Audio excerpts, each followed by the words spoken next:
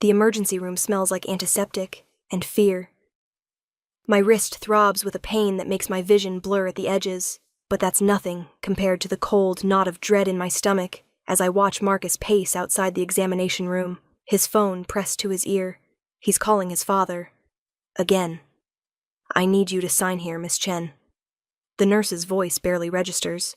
I'm Catherine Chen, Kate to everyone who doesn't read my byline, and 3 hours ago, I was investigating the Moretti family for the Tribune. Now I'm sitting in Northwestern Memorial, with my dominant hand shattered because I asked the wrong questions at the wrong warehouse. The curtain snaps open with such violence that the nurse jumps. The man who enters doesn't walk. He commands space, bending it around himself like gravity around a black hole. 6'3" of controlled fury in a black suit that probably costs more than my car. Dark hair swept back from a face that could have been carved from marble, except marble doesn't have eyes like that. Gray. Storm gray. The kind of gray that comes before lightning strikes. Luca Moretti, Chicago's most dangerous open secret.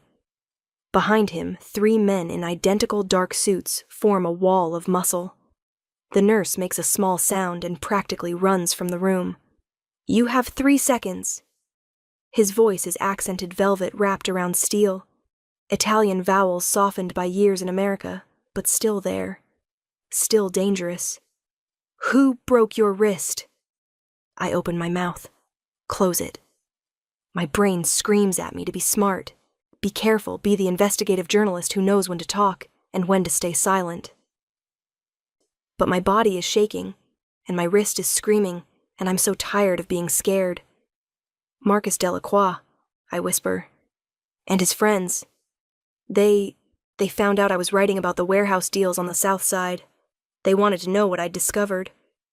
When I wouldn't tell them, Marcus grabbed my wrist and twisted until I heard it snap. Luca doesn't move, doesn't blink. But something shifts in the air around him, something that makes my survival instincts shriek warnings. Where? It's not a question. I can't. The words tangle on my tongue. If I tell him, people will die. If I don't, Marcus walks away free to do this again. To someone else. To me. The Lighthouse. That bar in Bucktown with the... I know it. He turns to one of his men. Dante. 10 names. By morning. Sir? Dante melts back through the curtain without another word. Wait. I struggle to stand, but my legs won't cooperate. You can't just... What are you going to do? Those gray eyes fix on me with an intensity that pins me in place more effectively than hands ever could. What do you think I'm going to do, piccola giornalista? A man put his hands on you, hurt you. He doesn't get to wake up tomorrow and feel safe. But I'm no one to you. I'm literally writing an exposé about your family. I've been following you for 6 weeks trying to prove you're running illegal operations out of... I know. The corner of his mouth lifts, but it's not quite a smile. You drive a 2015 Honda Civic with a broken taillight. You take your coffee black with 2 sugars from the shop on Damen. You live alone in a studio on West Armitage. You're allergic to shellfish, and you haven't spoken to your mother in 3 years. The blood drains from my face. You've been watching me. Of course I've been watching you. You're smart, persistent, dangerous. He moves closer, and I catch a scent of expensive cologne and something darker underneath. You're also terrible at counter-surveillance. You think I don't know every source you've contacted, every warehouse you've photographed, every financial record you've illegally accessed? My mouth goes dry. Then why haven't you stopped me? Because you haven't found anything that matters. And because... He pauses, and for the first time, something almost human flickers across his face. Because watching you work is the most interesting thing that's happened to me in 5 years? I should be terrified. I am terrified. But there's something else, too. Something that's been building every time I've caught him watching me from across crowded restaurants, every time our eyes have met through the lens of my camera. Something I've refused to name because naming it would make me the biggest fool in Chicago. I don't understand. No. He reaches out and I flinch involuntarily. His hand stops mid-air, fingers barely an inch from my face. When he speaks again, his voice has gone soft, deadly soft. Who taught you to fear touch, Kate? The use of my first name sends electricity down my spine. Tonight taught me. No, this was already in you. I've seen it. The way you move through crowds, always keeping space. The way you position yourself in corners, back to the wall. Someone hurt you before Marcus. I can't answer. Can't breathe. Because he's right. And I've never told anyone. And how can he possibly see through me so completely? Sir? Another man appears at the curtain. Older, silver-haired. The doctor's asking about admission. She's coming home with me. What? I finally find my voice. Absolutely not. I'm going to my apartment and your apartment has 3 locks and windows that open onto a fire escape. Marcus Delacroix is the youngest son of the Delacroix family. They control most of the heroin trade from Montreal to Detroit. His father will hear what happened tonight. He will assume I was involved. Your apartment will be the first place they look. So, I'll go to a hotel. Which you'll pay for with your credit card, leaving a trail a child could follow. He's not arguing with me. He's simply stating facts, and we both know he's right. You have 2 choices. Catherine, come with me where you'll be protected, or take your chances alone. The way he says my full name makes it sound like a prayer, or a threat. I can't tell which. Why? The question comes out smaller than I intended. Why do you care if something happens to me? He looks at me for a long moment, and I see something move behind those gray eyes, something vast and hungry and carefully contained. Because you're mine to protect now. The words shouldn't send heat through my chest. They shouldn't make me feel anything except angry at the presumption, the arrogance, the sheer audacity of this man who thinks he can claim me like territory. But my traitorous heart stutters anyway. Luca Moretti's home isn't what I expected. No vulgar displays of wealth, no gilded furniture or marble statues. Just a converted brownstone in Lincoln Park with hardwood floors worn smooth by time and windows that let in the gray morning light. The furniture is expensive, but understated. Books line the walls. Real books, not decorative leather spines. Italian literature mixed with American classics, philosophy texts next to noir fiction. Your room is upstairs, second door on the left. He shrugs off his jacket, and I catch a glimpse of shoulder holster. Dark metal, controlled violence. There are clothes in the dresser. They should fit. Should I ask why you have women's clothes in your guest room? My sister visits. He moves to a bar cart, pours 2 fingers of something amber. And before you make assumptions, no other woman has stayed here. You're the first. I don't know what to do with that information. Don't know what to do with any of this. My wrist is in a temporary cast, pumped full of painkillers that make the world feel wrapped in cotton. I should call my editor, should call someone. But my phone is somewhere back at the emergency room, and I'm standing in a Mafia boss's living room at 4 a.m, and nothing makes sense anymore. Why did you really bring me here? I ask. The truth this time. He downs the drink in one smooth motion. Marcus Delacroix has hurt 6 women in the last 2 years. All journalists, all asking questions about his family's operations. None of them reported it. They were too scared, too smart. They knew what happens when you make an enemy of that family. But I reported it. To you. Yes. He sets the glass down with careful precision. You looked me in the eye and told me exactly who hurt you, knowing what I am, knowing what I'd do. That was either very brave or very stupid. Maybe both. Definitely both. Now he does smile, and it transforms his face. Makes him look younger. Almost human. You're also the only person in 5 years who's managed to get close to evidence of what my family actually does. That takes skill, intelligence, recklessness. Is this the part where you threaten me? Tell me to back off or else. No. He moves closer, and I should back away, but I don't. Can't. This is the part where I tell you that Marcus Delacroix and his associates will be handled. Permanently. And you will never write that article about my family. You can't stop me. I can. His hand comes up again, and this time I let it. Let him trace the curve of my jaw with fingers that should feel threatening, but somehow don't. But I won't. Instead, I'm going to show you what we really do.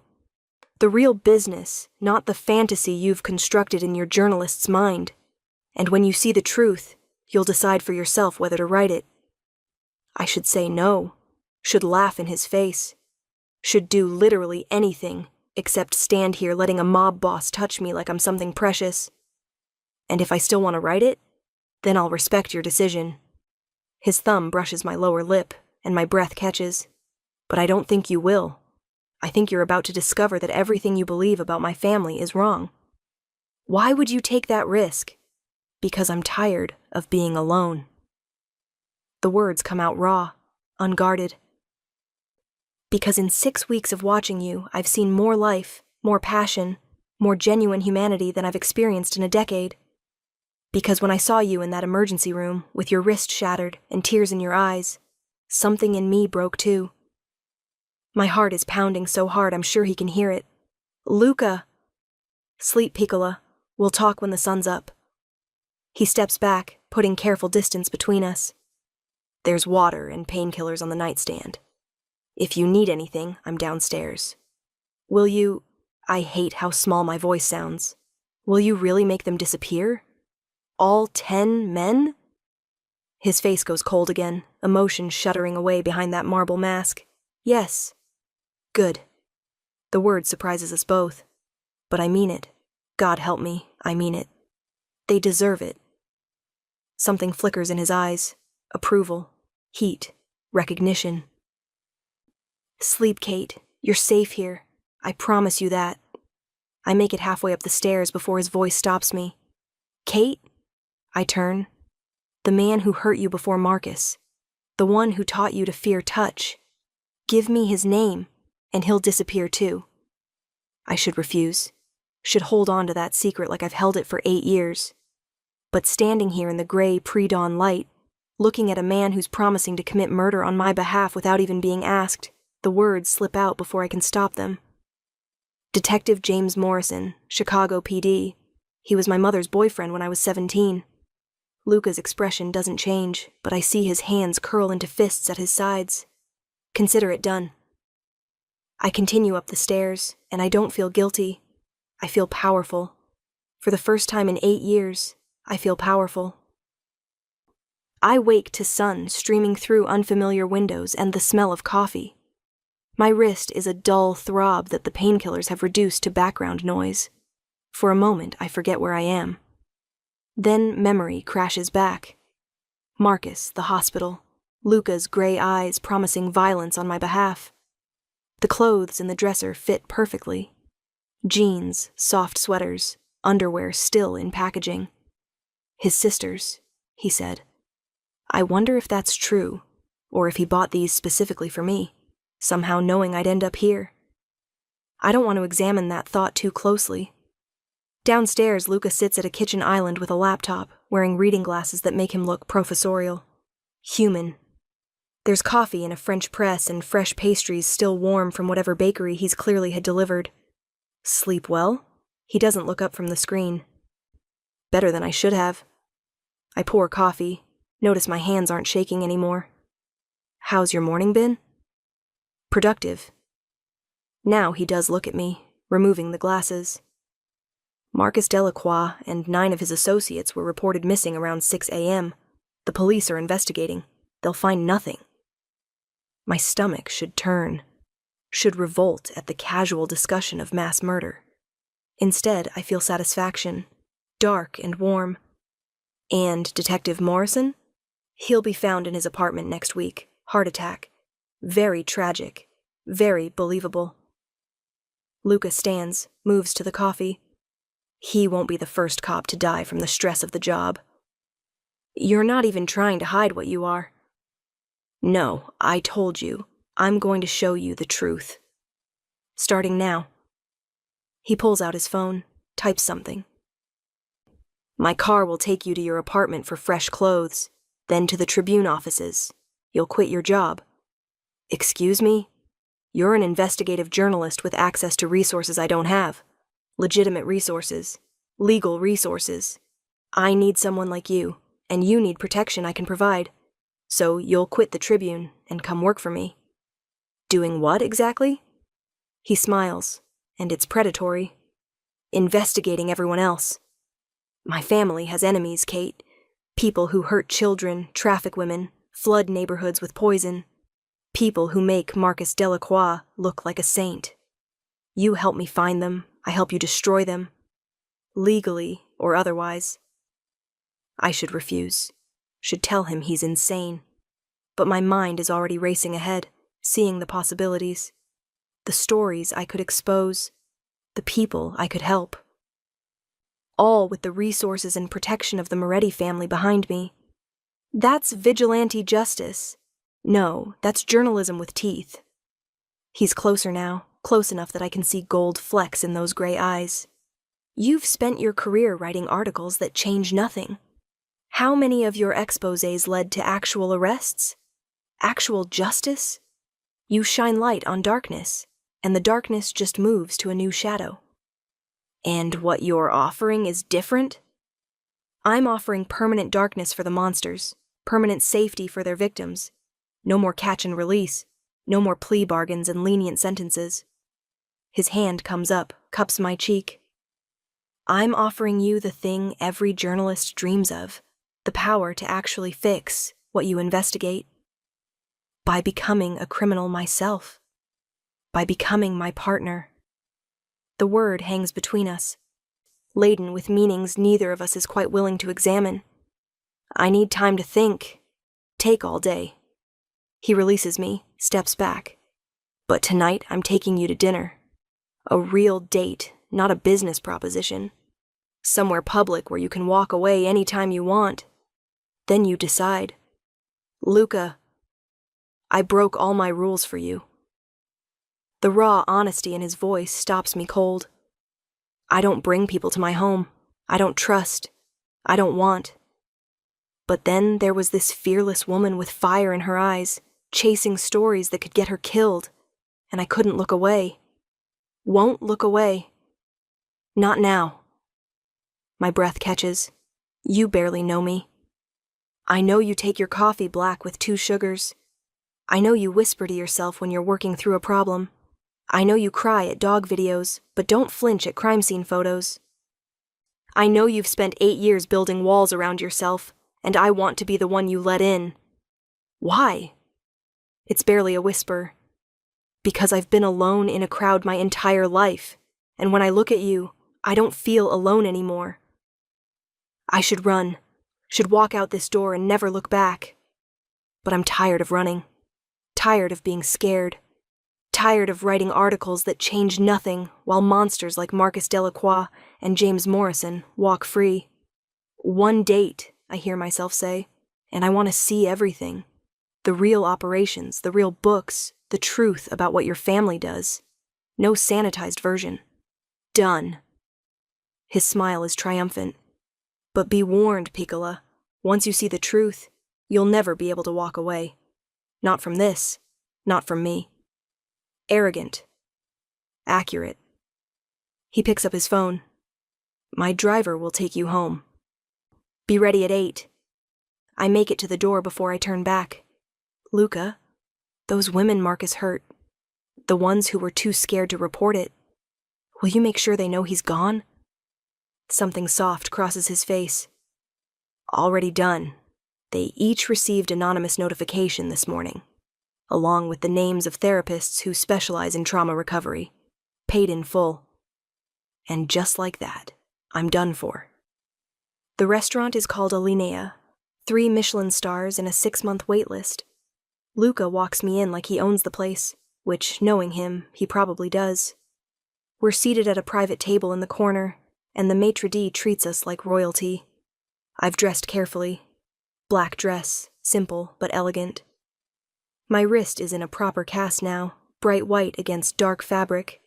A reminder of why I'm here. Why I'm sitting across from a man who makes people disappear. You look beautiful, Luca says, and means it. You look dangerous, I reply, and mean it too. He laughs, real and unguarded. I am dangerous, but not to you. Never to you. The meal is exquisite, 18 courses of molecular gastronomy that feel more like edible art. Between courses, Luca talks. Really talks. About growing up in Sicily, about his father's death when he was 19, about inheriting an empire he never wanted but learned to control. People think we're criminals, he says over the 10th course, and they're not completely wrong, but we're also the only reason half the neighborhoods in Chicago aren't run by cartels. We're the middle management between chaos and order. That's convenient justification. It's reality. He leans forward. You want truth? Here's truth. My family controls gambling, loan sharking, and construction. We don't touch drugs, don't traffic people, don't hurt innocents. When someone violates those rules, they answer to me. Permanently. Like Marcus. Like Marcus. His eyes hold mine. He broke our code when he hurt those women. He'd have been dealt with eventually. You just accelerated the timeline. I process this. So you're saying you're the lesser evil? I'm saying I'm the evil that keeps worse evils in check. And I'm offering you a chance to help me identify which evils need checking. The waiter brings champagne, expensive and cold. Luca raises his glass. 2 unlikely partnerships. I touch my glass to his. To truth in journalism. To beautiful women who chase monsters. To dangerous men who kill them. We drink, and the moment feels significant. A line crossed, a choice made, even if I haven't admitted it yet. After dinner, he doesn't take me home. Instead, we drive to the south side, to a neighborhood I've photographed, but never truly seen. The car stops outside a community center that's blazing with light and life despite the late hour. What is this? The truth. He opens my door, helps me out. Come on. Inside, the building is filled with people. Kids doing homework in a computer lab. Adults in ESL classes. A gym where teenagers play basketball with supervision from men I recognize from Luca's security detail. This is what we really do, Luca says quietly. This is where the money goes. After-school programs, job training, small business loans. We keep neighborhoods safe, not by ruling through fear, but by giving people alternatives to gangs and drugs. I stare at him. This is funded by the Moretti family. By me, specifically. 10 centers like this across Chicago, all operating legally, all changing lives. He shows me into an office where walls are covered with photos, kids graduating high school, small businesses opening, families smiling. This is what your articles would have destroyed if you'd published them. Not my illegal operations. This. I sink into a chair, mind reeling. But the warehouses, the financial irregularities I tracked, are mostly legitimate construction deals with some creative accounting to fund these programs. He sits across from me. We do illegal things, Kate. I won't lie about that. But the money goes here. Goes to people the system forgot. You should tell people this. Show them.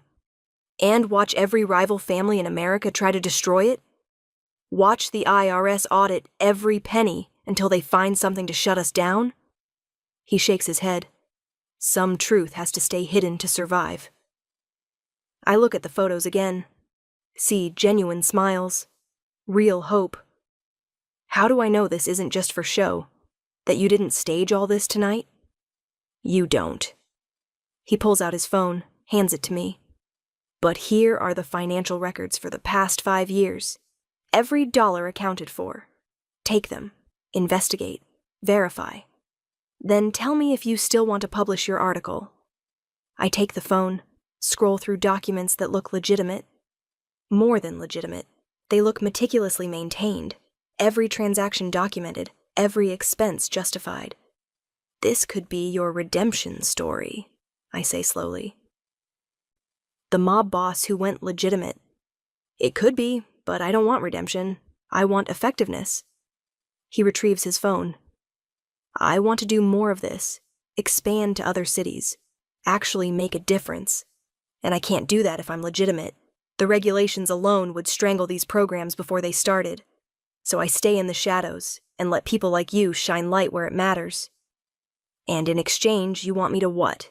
Be your private investigator? Your pet journalist? I want you to be my partner. He says it simply, like it's obvious. Equal voice, equal decision-making. You investigate threats, I neutralize them. You find organizations worth supporting, I fund them. Together. It's insane, impossible. Everything I've worked for says to walk away, expose this, bring him down. But looking at those photos, thinking of those 6 women Marcus hurt, remembering Detective Morrison's face when I was 17 and helpless. If I do this, I say slowly, I have conditions. Name them. No one gets hurt unless I agree they deserve it. Full transparency on operations. And I keep my ethics. If I find something you're doing that's genuinely wrong, I walk away and publish everything. He considers this. Agreed, with one addition. What? He stands, moves around the desk, and pulls me gently to my feet. His hands frame my face, thumbs stroking my cheeks. You give this a real chance. Not just the partnership. Us. Luca. I've been alone my whole life, Kate. Even surrounded by family, by soldiers, by people who'd die for me. I've been alone. Then you appeared with your camera, and your questions, and your absolute refusal to be afraid. And suddenly I wasn't alone anymore.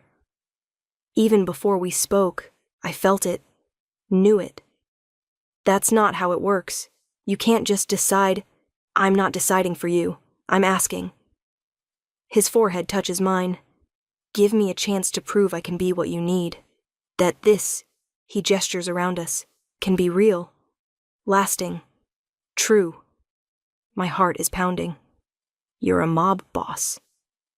I'm a man who's falling for a journalist. His smile is crooked, vulnerable.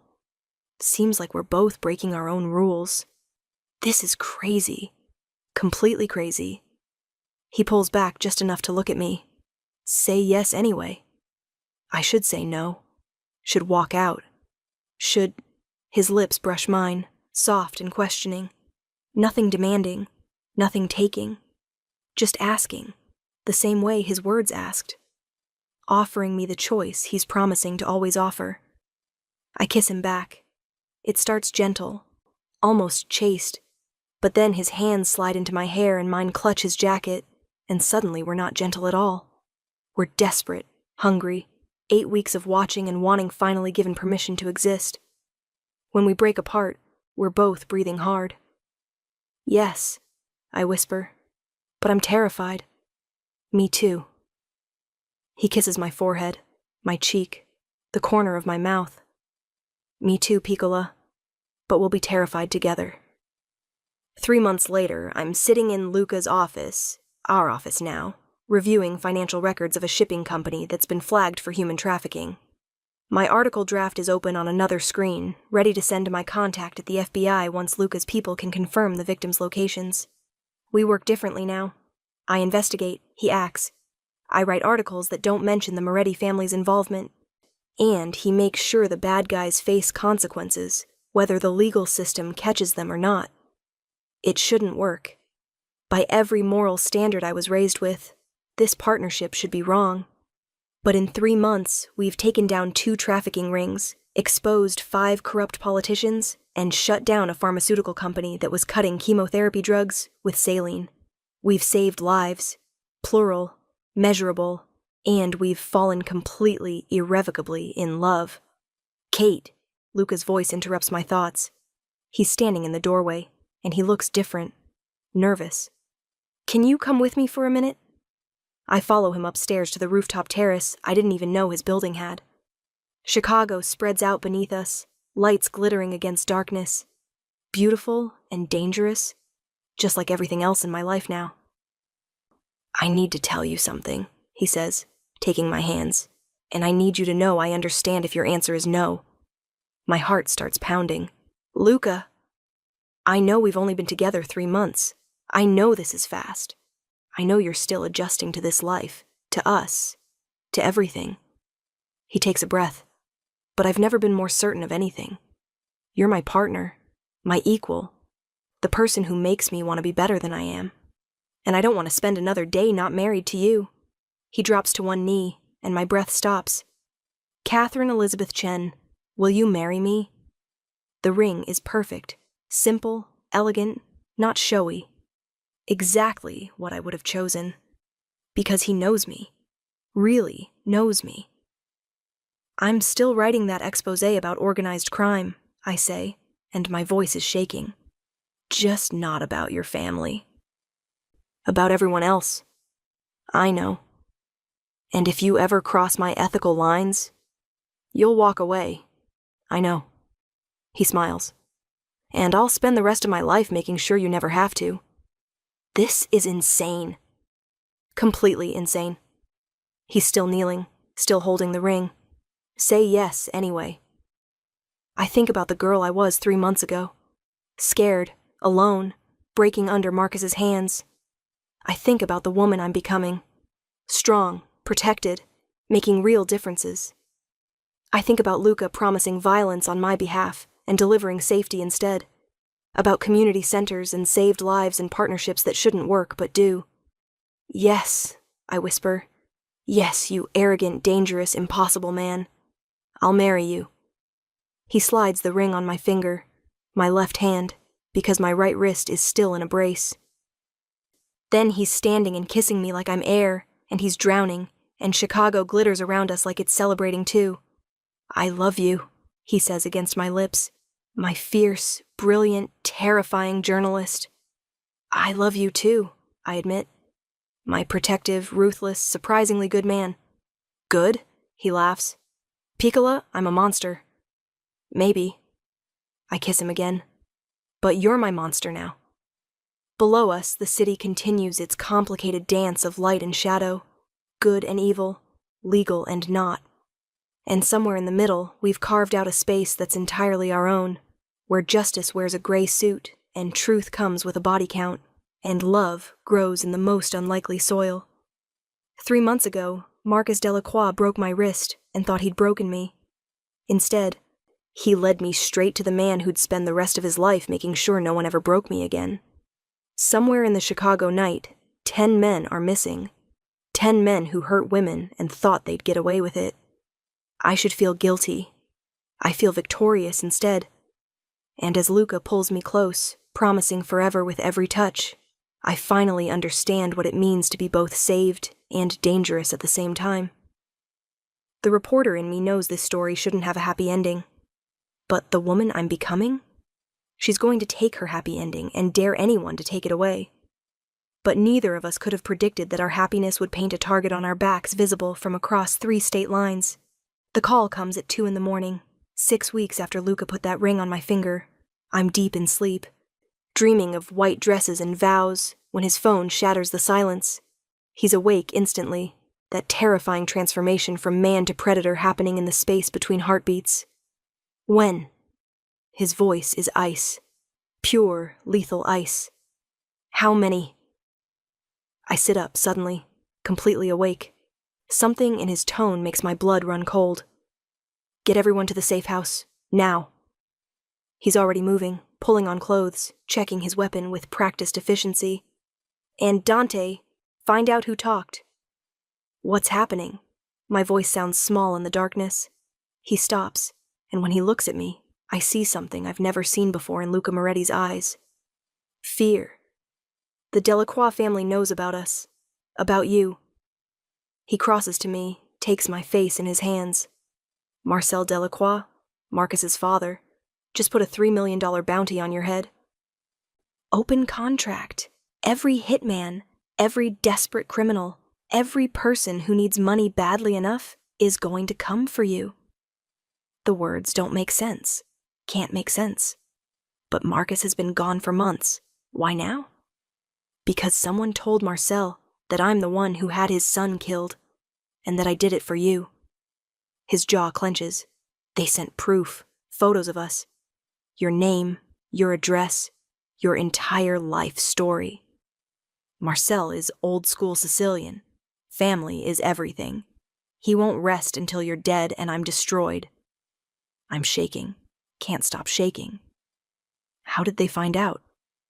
That's what Dante's going to discover. He releases me, starts throwing clothes at me. Get dressed. We have maybe 15 minutes before the first wave arrives. Professional hitters will take longer to mobilize, but street-level criminals who know this neighborhood? They're already coming. I dress with fumbling fingers, my cast making everything harder. 6 weeks ago, I was an ordinary journalist.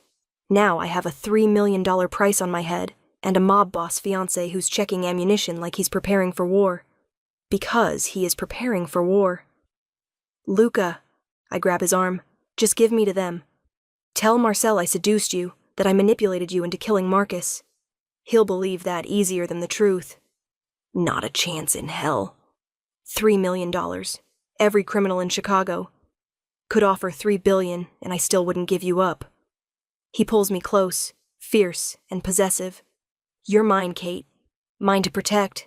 Mine to keep safe. Mine to love. And I will burn this entire city down before I let anyone take you from me. That's not rational. Love isn't rational. It's absolute. He kisses me hard, desperate. Now move. We're going to the panic room until my people can secure the building. The panic room is behind a false wall in his bedroom closet, steel reinforced and stocked with supplies. He pushes me inside, and I expect him to follow. Instead, he stays in the doorway. Luca, what are you doing? Someone has to hold them off until reinforcements arrive.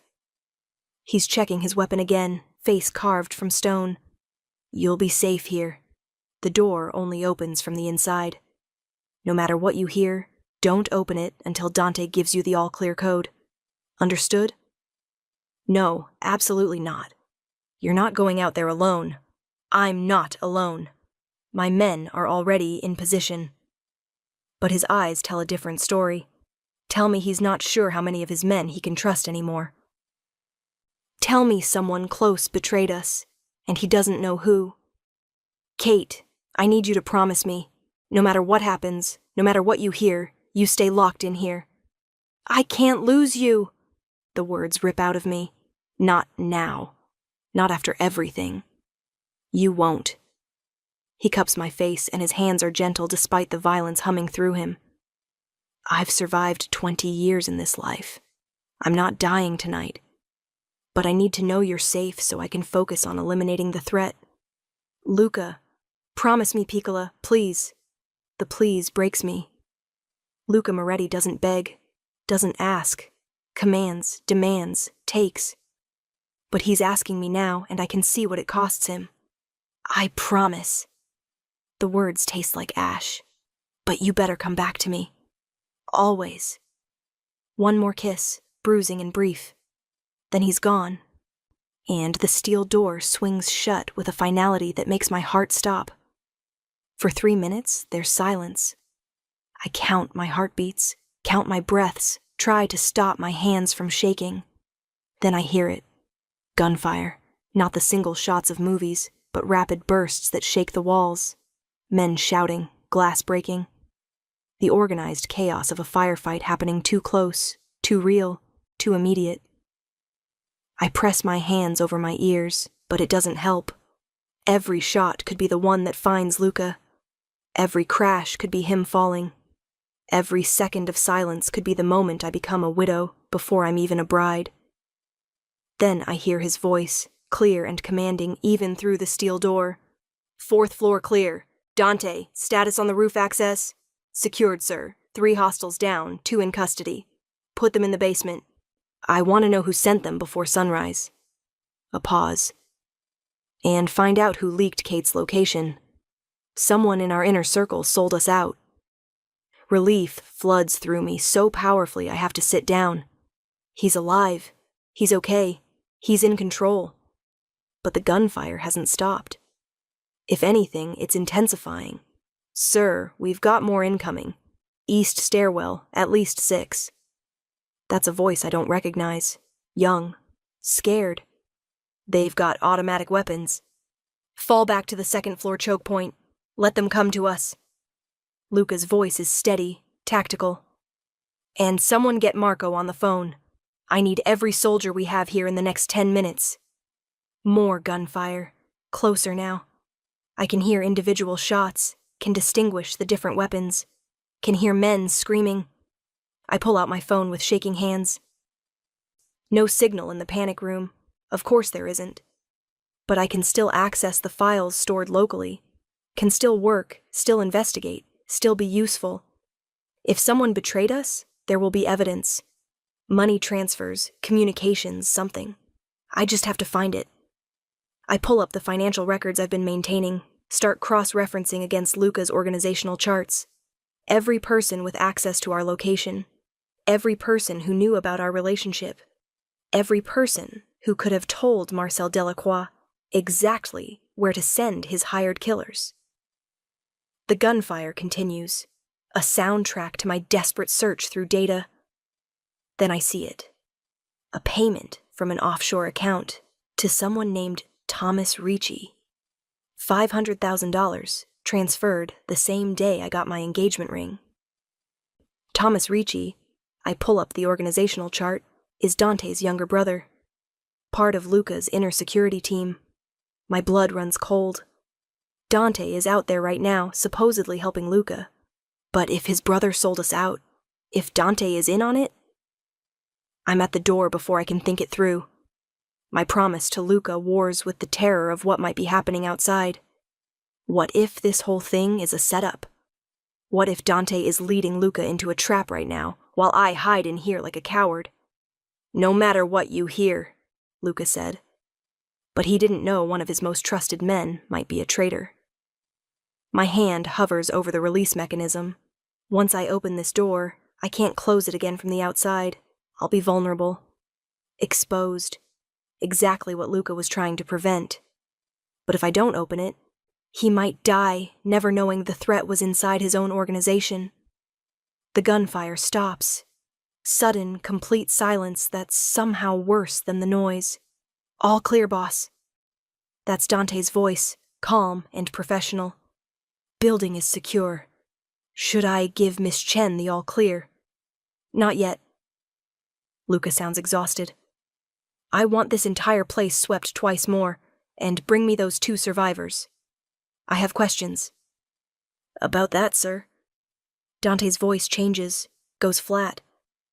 I don't think they're going to be answering questions. What the hell does that mean? It means they're both dead. Someone got to them in the basement before we could secure them. Single shots to the head. Professional. The silence that follows is deafening. Dante. Luca's voice has gone soft, deadly soft. Why would someone kill our only sources of information? I don't know, sir, but I'm going to find out. He's lying. I can hear it even through the door. Dante is lying, and Luca is seconds away from walking into whatever trap has been set. I hit the release mechanism. The door swings open and I stumble out into Luca's bedroom. It's destroyed. Bullet holes in the walls, shattered glass everywhere, the smell of gunpowder thick in the air. I can hear voices downstairs, can hear Luca and Dante still talking. I run. Down the hallway, my footsteps loud on hardwood. Down the stairs, not caring about stealth, only caring about getting to Luca before it's too late. I burst into the living room and freeze. Luca is standing in the center of the room, weapon lowered. Dante is behind him, gun raised, pointed directly at Luca's head. Kate, get back upstairs. Luca's voice is steady, but his eyes are locked on mine with desperate intensity. Now! I can't do that. I force the words out. Dante, your brother Thomas received $500,000 from an offshore account the day Luca proposed to me. He's the one who sold us out to Marcel Delacroix, which means you either knew and helped him, or you're about to make the biggest mistake of your life. Dante's gun doesn't waver. You've been busy, reporter. She's good at her job. Luca still hasn't moved. Question is, are you going to finish yours? Or are you going to explain why your loyalty suddenly has a price tag? It's not about money, Dante's voice cracks. My brother is dead because of you. Thomas didn't betray you. The Delacroix family killed him to send a message. They took everything from him because of what you did to Marcus. So yes, I told them where to find you, told them about Kate, told them exactly how to hurt you the way you hurt us. Thomas was trafficking girls through the port. Luca's voice is gentle, almost kind. Underage girls, Dante. He was using our shipping operations to move children. I gave him a choice: disappear and never come back, or face what happens to predators. He chose to run. I let him. The Delacroix family killed him for their own reasons. You're lying. I have the evidence in my office: security footage, financial records, testimony from the girls he hurt. Your brother was a monster, Dante. And I protected you from having to know that because you're a good man. Or at least, you were. Dante's hand shakes. He was my brother. He was a predator. Luca takes a slow step forward. And you know me well enough to know I don't lie. Not about this. Never about this. Sir. Another voice from the doorway. Marco, silver-haired and steady. He's pointing a gun at Dante. Lower your weapon. Let's talk about this. But Dante's face is crumbling, realization hitting him like a physical blow. Oh God, what have I done? You made a mistake. Luca takes another step, based on bad information and legitimate grief. But Kate is innocent. Whatever sins I've committed, she doesn't deserve to pay for them. So lower your weapon, and we'll figure this out together. $3 million. Dante's laugh is broken. Every criminal in Chicago is coming for her because I believed a lie. Because I wanted revenge so badly, I didn't ask questions. I've killed her. No. I step forward even though Marco makes a warning sound. I'm standing right here. Still alive. Still safe. Because Luca protected me. And because we found out the truth in time. You made a mistake, Dante. A terrible mistake. But it's not too late to fix it. How? He's crying now, gun still raised but his whole body shaking. How do I fix putting a bounty on an innocent woman? Luca moves faster than I can track, disarming Dante in a motion so smooth it looks choreographed. The gun clatters to the floor, and Dante collapses with it, shoulders heaving with sobs. You help me protect her. Luca stands over him, not threatening, just present. You use your contacts to spread the word that the bounty is withdrawn, that Marcel Delacroix was working on false information. You help me find every hitman who's already on their way, and you help me convince them to stand down. And then what? You kill me for betraying you? Then you live with what you did. Luca crouches down to Dante's level. You wake up every day knowing you almost got an innocent woman killed. You work for the rest of your life to make sure nothing like this ever happens again. That's your punishment, Dante. Not death. Conscience. Marco clears his throat. Boss, we have a bigger problem. The bounty is already out there. Even if Dante recants, there are going to be people who don't get the message. People who take the contract anyway. Then we go public. I hear myself say it before I've fully thought it through. We tell the truth. All of it. Luca turns to me. Kate, no, listen. Marcel Delacroix put a bounty on me because he thinks I'm some mistress you killed his son for. But what if everyone knew the truth? That Marcus Delacroix was a serial abuser who hurt at least 6 women. That he broke my wrist when I was investigating his family's crimes. That your response was justice, not jealousy. You're talking about exposing everything, your identity as a journalist, my operations, all of it. I'm talking about controlling the narrative before it controls us. I move to stand beside him. I'm talking about going on record with the Tribune, with every major news outlet, and telling them exactly who I am, who you are, and why Marcus Delacroix deserved what he got. Let the public decide if I'm worth $3 million. They'll come after you anyway. Criminals don't care about public opinion. No, but they care about heat. You make this story big enough, loud enough, and suddenly killing me isn't just murder. It's attacking someone under international spotlight. Every cop in America will be looking for whoever takes that contract. The risk stops being worth the reward. Lucas stares at me for a long moment. You're willing to destroy your credibility as a journalist, expose our relationship, admit to working with organized crime, everything you've built. I'm willing to build something new. I take his hand, together, openly. No more shadows. You want to expand those community centers to other cities. We do it publicly, through a legitimate foundation. You want to stop trafficking rings and corrupt politicians? We do it through journalism backed by resources you provide legally. We go completely legitimate, Luca. Starting now. Starting with this. The other families will never allow it. The other families are terrified of you anyway. You're the youngest Don in Chicago, the one who's been slowly absorbing their territories for 5 years. You think they're going to move against you when you have the protection of public sympathy? I squeeze his hand.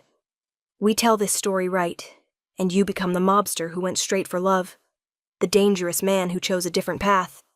It's redemption and romance and drama all in one. The media will eat it up. Marco coughs. She's not wrong, boss.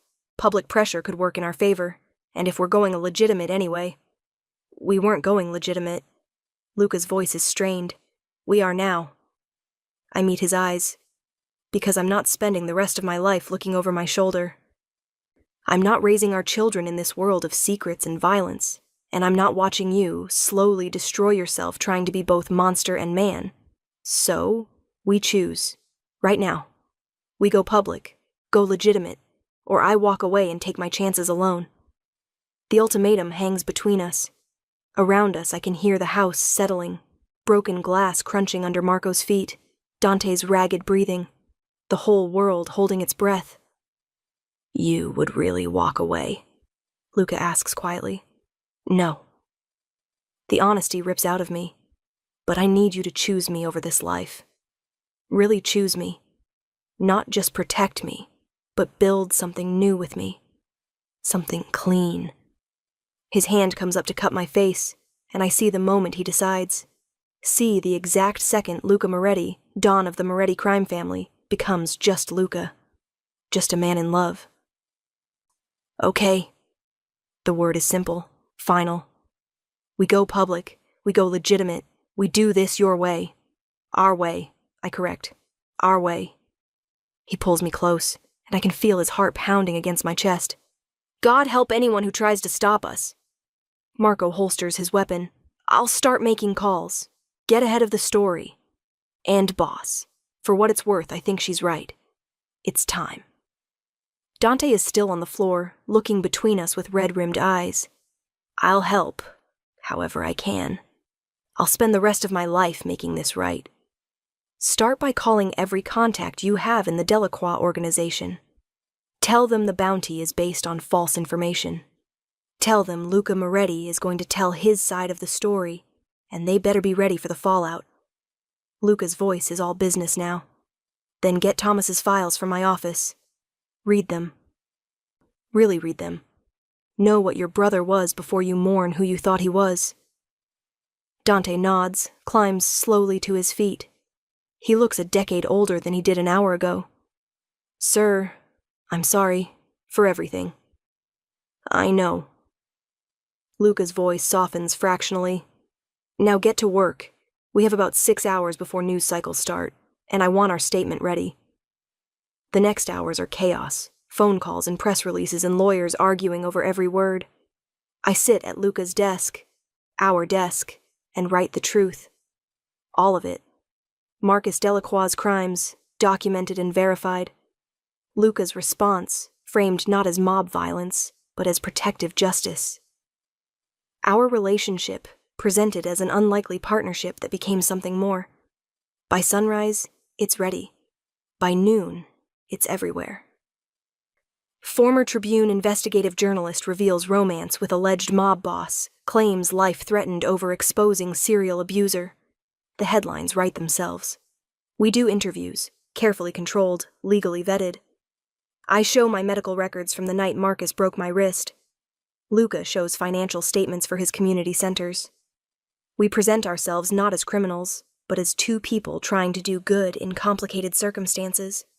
The public response is mixed, but enough people side with us that the bounty becomes radioactive. Marcel Delacroix withdraws it within 48 hours, released a statement claiming misunderstanding and misinformation. He doesn't apologize, but he backs down. And just like that, we're free. Not safe. We'll never be completely safe. But free enough to breathe. Free enough to plan a future. 3 weeks later, we're married. Not in some secret ceremony, but in a small chapel in Lincoln Park with 200 witnesses and enough security to guard a president. I wear white. Luca wears gray, the color of his eyes, the color of the moral space we've chosen to occupy. You may kiss the bride. He does, and the crowd cheers, journalists and mobsters, cops and criminals, all the impossible people who've become our impossible family. I love you, Mrs. Moretti, he whispers against my lips.